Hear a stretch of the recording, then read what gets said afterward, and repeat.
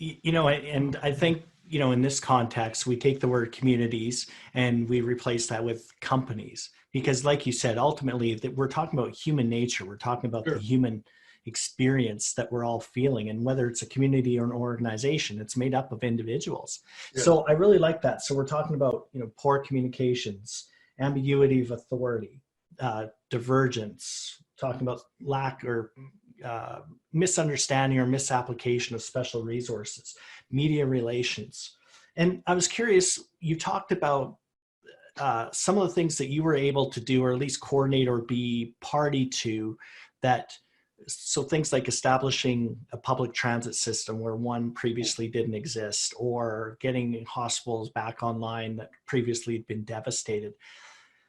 I'm wondering if we can take maybe one of those examples, and we don't have to mention names or anything like that, but I'm curious, if you were to look at a municipality, and I've been there as well, where we've had a problem and we've fixed it in a quantum, incredibly small amount of time, when normally we're talking about weeks, months, or years outside of crisis to actually make it happen. So how did, in your observation, your experience, how do you make something like that happen? How do you establish a transit system where normally it would take years to actually carry that out?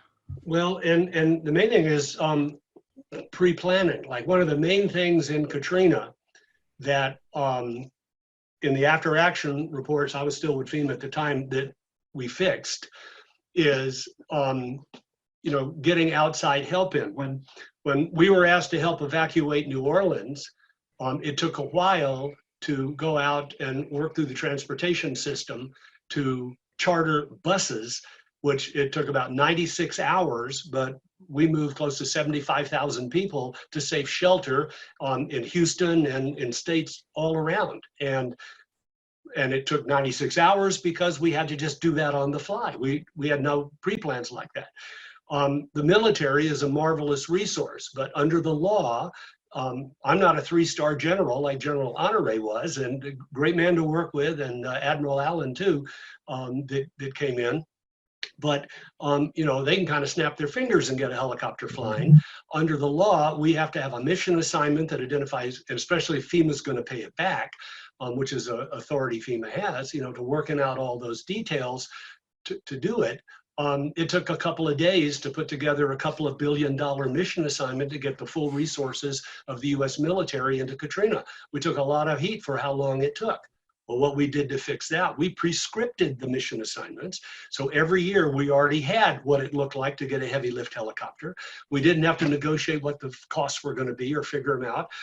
It was already there. So it shortened the time between problem and solution. And so a lot of things are just pre-planning. If you can envision that suddenly you're going to have the world's media at your doorstep, like if you're a large corporation, certain ones that have an oil spill or something like that, then what's your plan for expanding your administrative or public information capacity to do that? If you do it during the event, you may pull it off, but I'm here to tell you, it will take you longer than if you pre-plan things like that.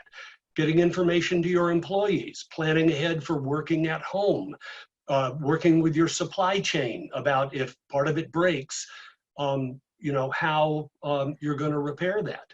And I've worked with a couple of large corporations in the Seattle area that was interesting in their pre-planning that they didn't get any contractors to provide their parts in their supply chain unless those contractors had emergency plans to keep that supply chain going if a disaster occurred. That was just good business for them. And, but in peacetime, when you're busy with all sorts of things, how often do you think about that?